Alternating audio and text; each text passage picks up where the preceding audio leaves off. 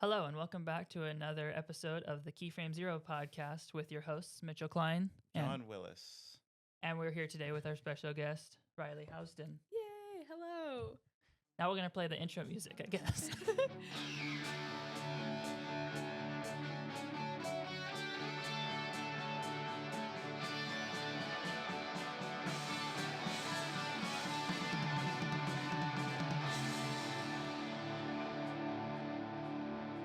Hello, I'm Riley Housden. I am a writer, director, and story artist. That's about all I have to my personality. I like animation too. I like animation. Believe it or not, I also like animation. Imagine if I We got on have here and that I in was like, I common. actually hate this. I'm like, I really don't want to be here or do this. So, what is your favorite movie? Not just animated, any movie. Any movie. Yeah. Frank Capra movies. So Wonderful Life Ooh. and Abby just showed me Mr. Smith Goes to Washington, and I am obsessed with that movie right now. I love that movie. Iron Giant, Prince of Egypt, obviously, Spirit. Yeah, a lot of the classic traditional movies. And Snow White. Like, Snow White's probably got to be. The original one, right? Yeah. We don't speak of the other one. I don't know what you're talking about. Well, it's kind of funny because the original is called Snow White and the Seven Dwarfs, and the new one is just Snow White.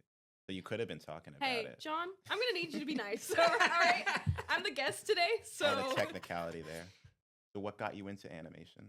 Well, initially, I actually wanted to be an actress. Like, I was always very interested in the entertainment industry. When I was really little, I would watch animated movies just, like, on repeat, and specifically the biggest offender was Spirit. Have either of you seen it?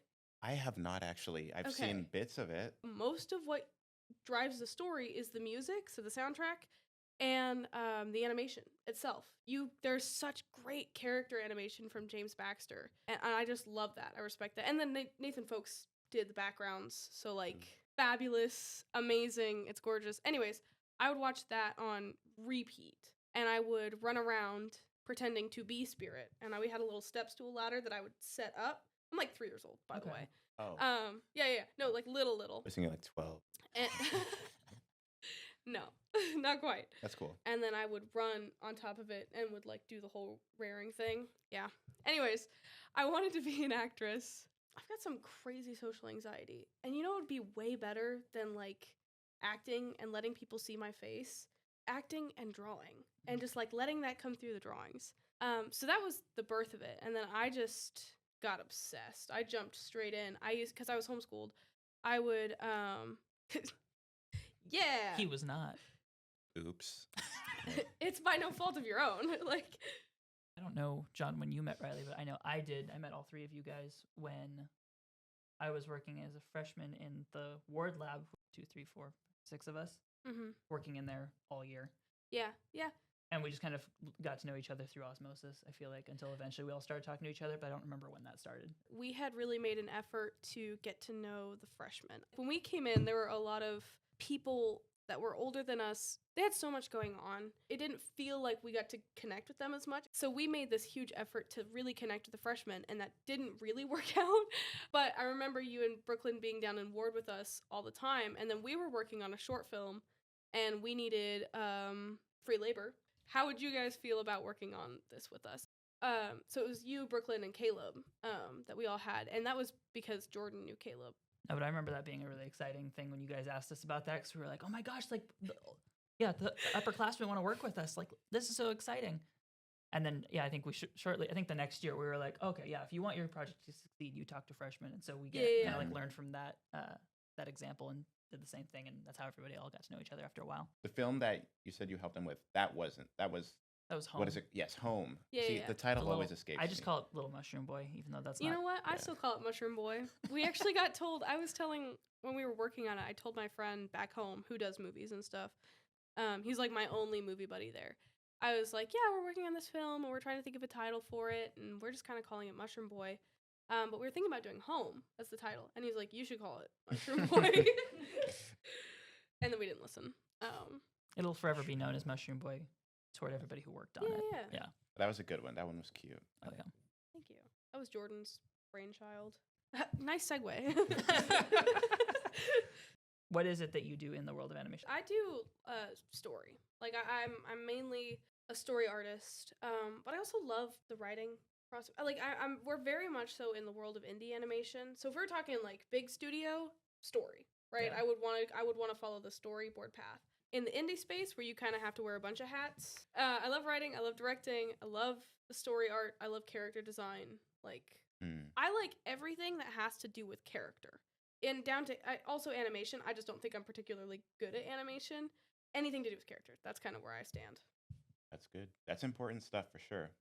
But that's great. Story's a big thing, and you were like the head writer for your senior capstone project, The Great Star Caper. Is that right? Yes. Cool. Yeah. Why don't you tell us about that? How did you come Yeah. up with the idea for The Great Star Caper? Well, so initially we were all taking capstone together. Jordan, Abby, and I were each trying to do our own separate films. It was not going well. And we very quickly realized, because obviously you need a lot of help to get your film done. Yes. Like it's never gonna happen, especially when you're really ambitious about it. It's just not gonna happen by yourself. Animation obviously is a team effort, sort of thing.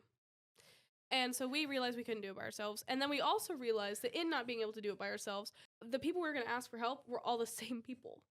So we can't get Caleb to animate on all 3 of our films as much as we need him to. Like, Abby was going to ask me for help with animation on her film when I wasn't even going to be able to finish the animation on my film, and I was going to ask her for help on backgrounds for my film, and that wasn't going to work. So we did this whole semester of our own films, and then I went back home to Washington, and then these 2 flew out to visit me. We had kind of been in the talks about maybe just doing one film together and just kind of combining our efforts and making something we were really proud of. We decided to do that. We were like, hey, that's actually way smarter than what we were doing before. And when it came to the story, we wanted to do something different. So we wanted to do something fun too, because all 3 of our films were really heavy films. What's more fun than a heist? Like, I love heist films. And we're like, ooh, yeah.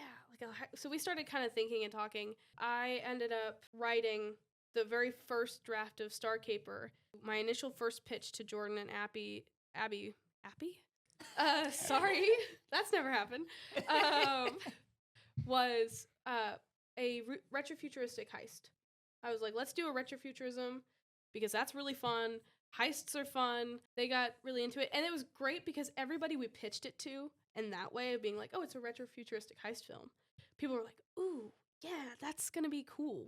We want to see that. Yeah, it's a good hook. Which was that was so validating for us. I was like, yes, okay, we got something good. Well, I remember saying, so you're telling me I get to make robots? And you were like, yes, Mitchell, you get to make robots.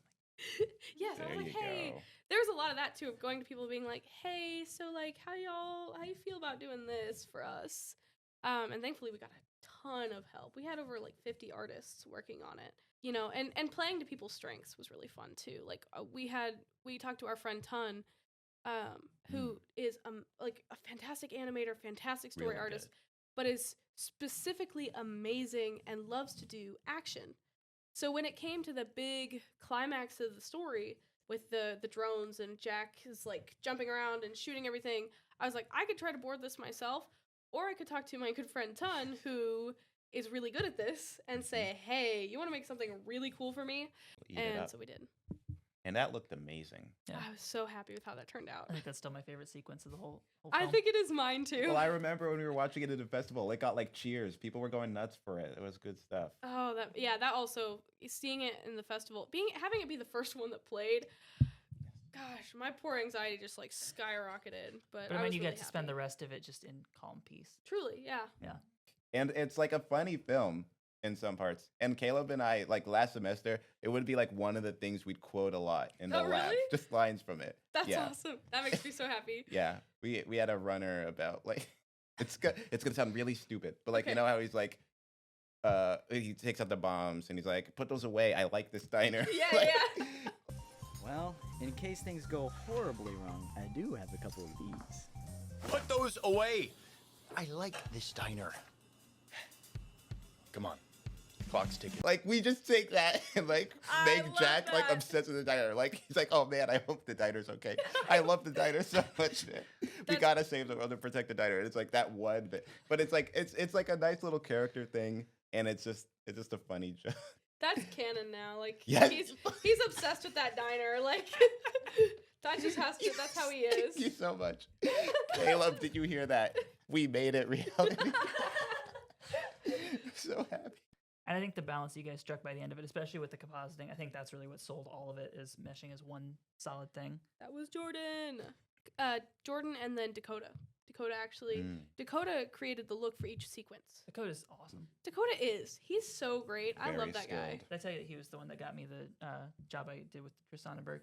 No, that's awesome. Yeah, because he had told Chris that, like, oh, if you need like people who know how to do rigged animation, like Mitchell's the guy for that. And as soon as I found that out, like, he was like, oh yeah, like Dakota recommended you. I'm like, dude, I don't even talk to Dakota all that often. Like, we Yeah. don't get to hang out that often. I don't Yeah. get to see him that often. And the fact that he's still like yeah, if at any point I could do that same thing for him, I would love to do that. And I like that we have that kind of a relationship where we don't see each other that often, but every chance we can, we get to hype each other up. Yeah. Like, yeah, it makes me happy. I appreciate that he would do that for me, and I want to make sure I do that kind of stuff for him. So Dakota, if you're watching this, we love you and you're awesome. Yes, truly.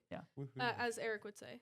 I would say one of my favorite things that we did with Star Caper, I liked that we wrote it without limitations in mind.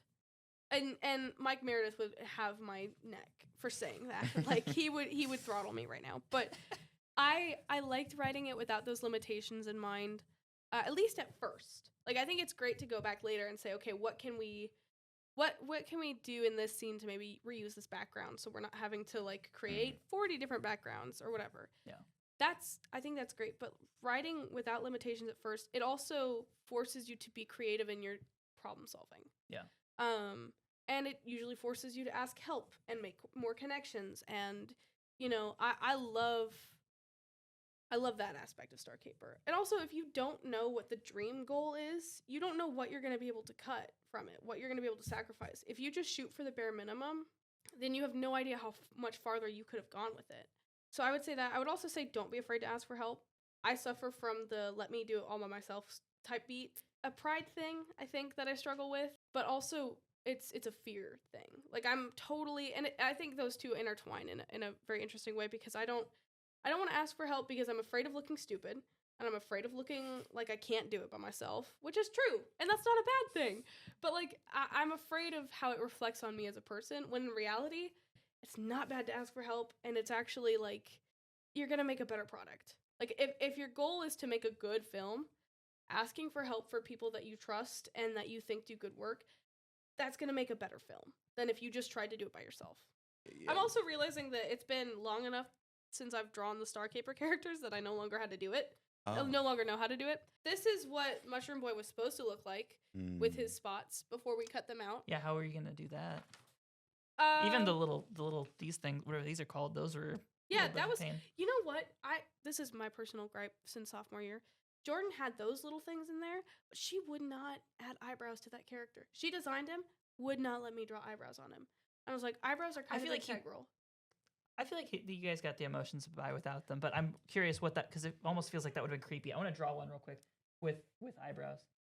No, this guy's fun. Look at him. He's got little, Wow. he's fun. I like him. I like him better when I know what he's feeling. Also, you draw Mushroom Boy better than me. No! You know, Eyebrows. They're needed. I want to know what he's feeling. Mm, Jordan wouldn't let me have it. mm. And then I started being lead character designer on every project after that. Every project we did after that, I was like, I make decisions now. That's why you're a director now. Truly, yeah. All right, well, that's the end of our questions, and we even had a descent into chaos that lasted like the length of 3 It questions. wasn't chaotic. Hey, my bad. No, that's my fault. It's and just John and I John's fault. yelling at each other. I'm gonna. I wasn't. I'm gonna blame see, John. I didn't mean that. I wasn't. Whatever, Mitchell. On that note, thanks for watching. Tuning in to the Keyframe Zero podcast. We've been your hosts, John. Mitchell. Riley. Thanks for joining us, Riley. Thank you for having me. It was so fun.